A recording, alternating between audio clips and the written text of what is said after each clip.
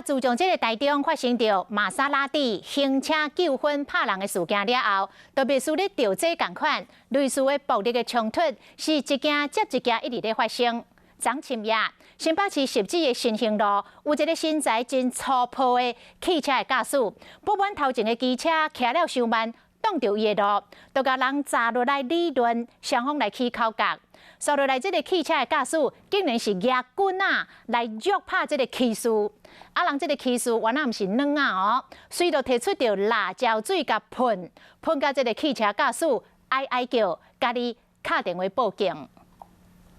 受刑车驾驶捡涂骹的棍仔，要喊这个骑奥多拜的人。这个骑奥多拜人虽提出防身用的盐椒水甲喷，这个驾驶本来我头要甲喊，尾手真的是挡袂牢，有够艰苦，只好避回车边啊。